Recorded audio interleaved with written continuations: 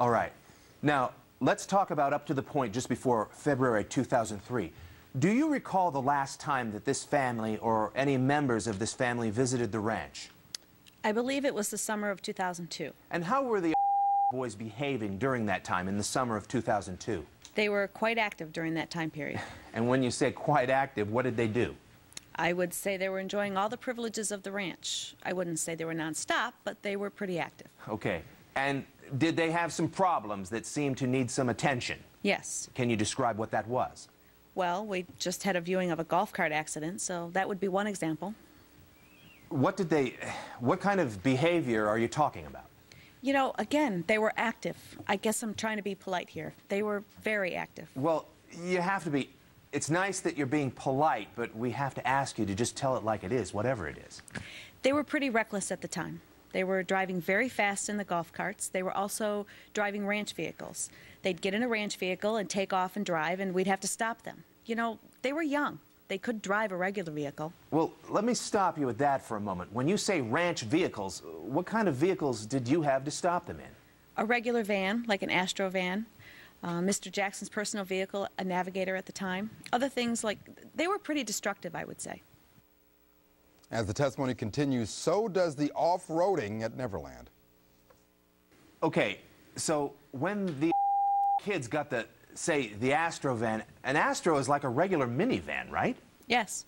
When they got in, say, the Astro van and started driving it, to your knowledge, did they ask anybody for permission? No.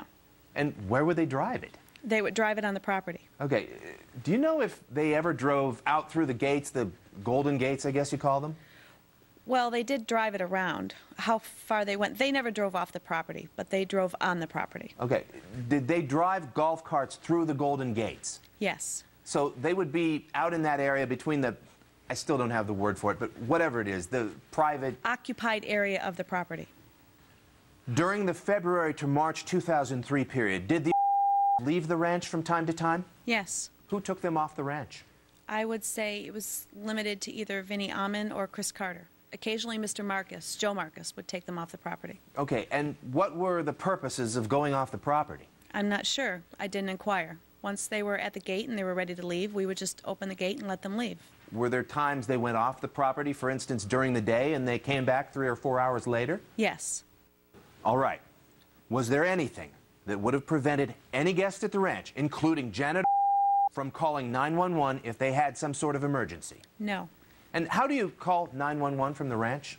From the guest units, you immediately receive an outside line, so you could pick up the phone and dial 911. So the guest units, you don't even have to use the code? No. I haven't done it for a long time, but from what I believe, you can just pick up the phone and you get an outside line. All right. Let me ask you about the kids, that is, the children being allowed to leave the ranch. Were they allowed to leave the ranch anytime they wanted to? They were allowed to leave the ranch, but they were supervised. All right. Was there a concern about them not being supervised? Well, their mother wasn't there on some occasions, so I would say yes. All right. And when their mother wasn't there, were they allowed to leave the ranch if they didn't have an adult with them? Yes. Okay, let me ask that again. Maybe you meant to say that. But if they didn't have an adult... If they didn't have an adult, they were not allowed to leave. If there was not an adult? They needed to be supervised. Do you recall if that was communicated to the security staff at any time? Yes. And how was it communicated? It was directed to me verbally, and it was also a written directive. And who told you that? I came in on my shift, and I believe one of my supervisors advised me of the directive, and that's how I was notified. And the contacts that you had with Janet, did she ever indicate to you that she wanted to leave? No. And if she indicated she wanted to leave, would she have been allowed to leave? Yes. Were you aware as to whether or not transportation was arranged for... You mentioned one time. Other than that one time, was transportation arranged for her to leave the ranch from time to time? Yes. As we move on to cross-examination by District Attorney Tom Sneddon, we find out if Neverland's security chief really knows what goes on behind the closed doors of the King of Pop. At the time that these young boys that you've talked about were in the main residence with Mr. Jackson, they were there without, on many occasions, without parental supervision, correct?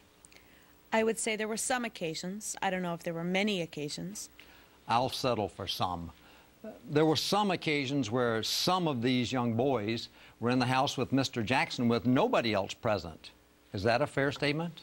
I would say that would be fair. It would also be a fair statement that inside of his room, that nobody would be allowed to go in there and see what was going on? Isn't that a fair statement? Objection, Your Honor. Calls for speculation, no foundation. Sustained.